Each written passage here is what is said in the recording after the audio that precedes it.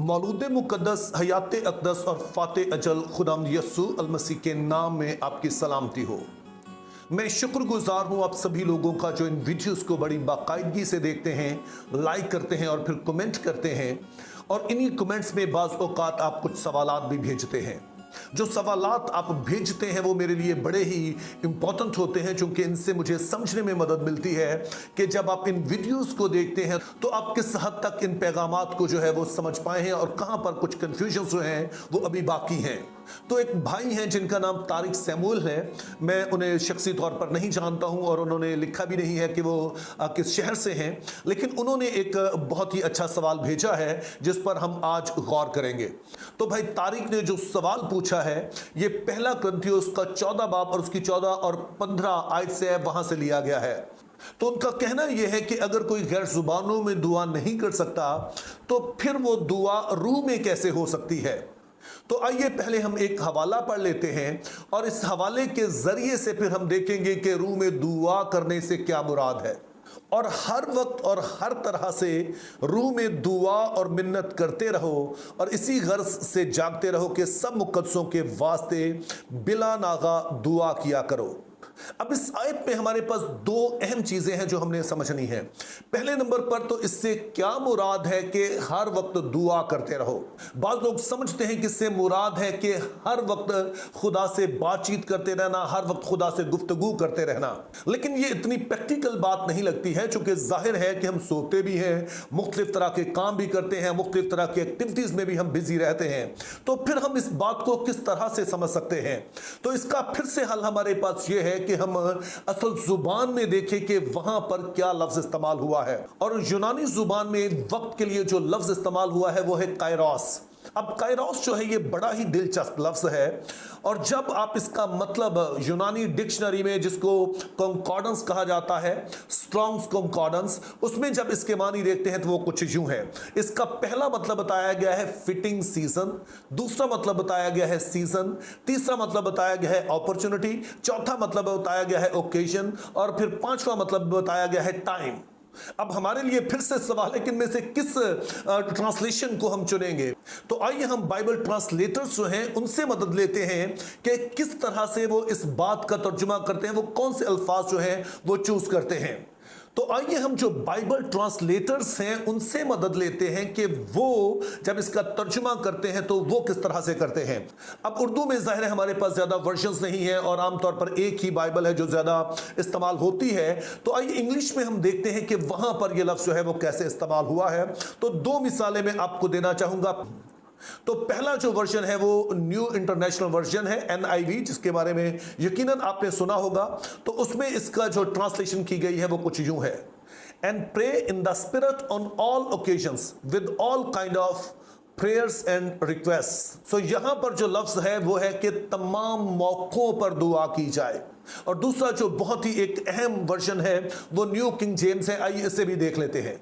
Praying always with all prayer and supplication in the spirit। अब ये भी बड़ी दिलचस्प ट्रांसलेशन है। तो इसमें कहा गया है कि जब भी तुम अपनी दरख्वास्तें या दुआएं करते हो तुमने हमेशा वो दुआएं रूह में करनी है। तो दोनों वर्जन्स का जोर जो है वो इस बात पर है कि जब भी आप अपनी दरख्वास्तें, अपनी मुनाजातें खुदा के हुजूर में रखें तो हमेशा आपने इस बात का ख्याल रखना है कि ये दरख्वास्तें रूह में रखी जाएं। सो इस तरह से इस आयत का ये मतलब नहीं है कि हम हर वक्त ही दुआ करते रहें, बल्कि जिस जिस मौके पर जब जब भी हम दुआ करें, किसी भी तरह की दुआ करें, वो रूह में होनी चाहिए। लेकिन अब सवाल यह है कि रूह में दुआ करने का क्या मतलब है।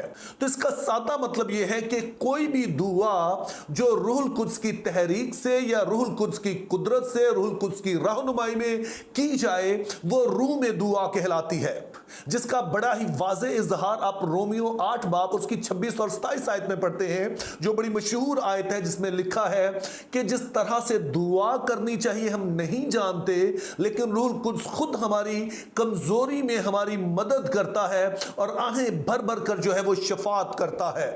तो यहां पर यह बात वाज़ेह है कि जिस तरह से दुआ खुदा के हुजूर में होनी चाहिए उस तरह से हम कर नहीं पाते, क्योंकि आम तौर पर हमारी दुआएं जो होती हैं वो खुद गर्जाना होती हैं, जिसका मरकज हम होते हैं। लेकिन जब ये दुआएं हम रूहुल कुद्स की तहरीक से करते हैं तो फिर रूहुल कुद्स हमें बताता है कि खुदा की मर्जी के मुताबिक दुआ कैसे करनी चाहिए, और जब हम फिर वो दुआ करते हैं तो वो दुआएं खुदा के हुजूर में मकबूल होती हैं। तो यूं यहां पर हमें एक और रूहुल कुद्स की खिदमत नजर आती है।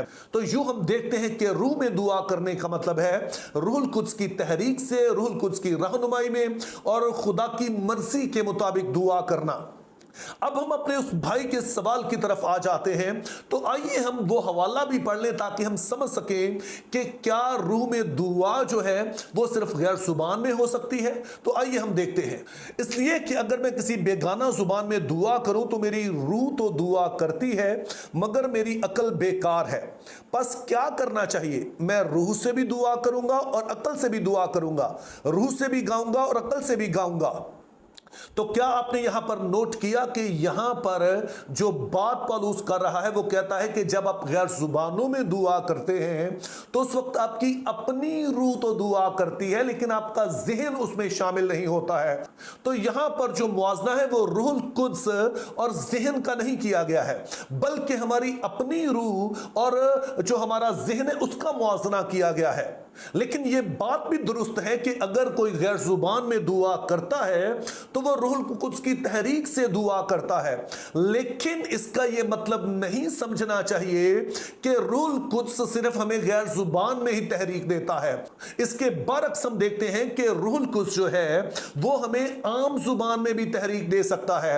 यह ठीक उसी तरह से है कि जब अमाल की किताब में हमने पढ़ा कि जब रूहुल कुद्स नाज़िल हुआ ईद पेंतीकोस्त पर और वो रूह से भर गए तो उसके बाद वो गैर जुबानें बोलने लगे, गैर जुबानों में वो जो है खुदा की तमजीद करने लगे। लेकिन फिर अगले हवाला जात में देखते हैं कि जब वो रूहुल कुद्स से भर जाते हैं तो वहां पर उन्हें कलाम सुनाने की दलेरी मिलती है, उन्हें मुख्तलिफ तरह के और काम करने की दलेरी मिलती है। तो वहां पर भी ये बात वाज़ेह है कि रूहुल कुद्स सिर्फ हमें गैर जुबानें बोलने के लिए तहरीक या कुव्वत नहीं देता है, बल्कि वो अंजील सुनाने के लिए देता है, वो मसीह की गवाही देने के लिए हमें तहरीक देता है, कुव्वत देता है। तो ठीक इसी तरह से रूहुल कुद्स जब हमें तहरीक देता है कि हम दुआ करें तो ये गैर जुबानों में भी हो सकती है, ये आम जुबान में भी हो सकती है। और सच तो यह है कि रूहुल कुद्स के बगैर हम शफाअत कर ही नहीं सकते हैं। और कलीसिया जो है वो तो हमेशा से ही शफाअत करती रही और इस शफाअत की वजह से ही हमेशा बड़े रिवाइवल्स आते रहे। तो क्या इसका यह मतलब है कि कलीसिया हमेशा जो है वो गैर जुबानों में दुआ करती रही? तारीख ऐसा नहीं बताती है। तो इस सारी बात का लुब्बे लबाब यह है कि रूहुल कुद्स तहरीक देता है ताकि हम दुआ कर सके, वो हमें रहनुमाई देता है, हमारी कमजोरी में मदद करता है। लेकिन रूह में दुआ जो है वो गैर जुबानों में भी हो सकती है और रूह में दुआ आम जुबान में भी हो सकती है। लाजम है कि वो लोग जो कि गैर जुबानों में दुआ करते हैं उनका एहतराम करें, लेकिन जो लोग गैर जुबानों में दुआ करते हैं वो भी ये ना कहें कि बाकी जो दुआ करते हैं वो रूह के बगैर ही दुआ करते हैं। मेरी दिली दुआ है कि हम सब में रूह की यगानगत हो। Think biblically, live purposefully, have a very good day.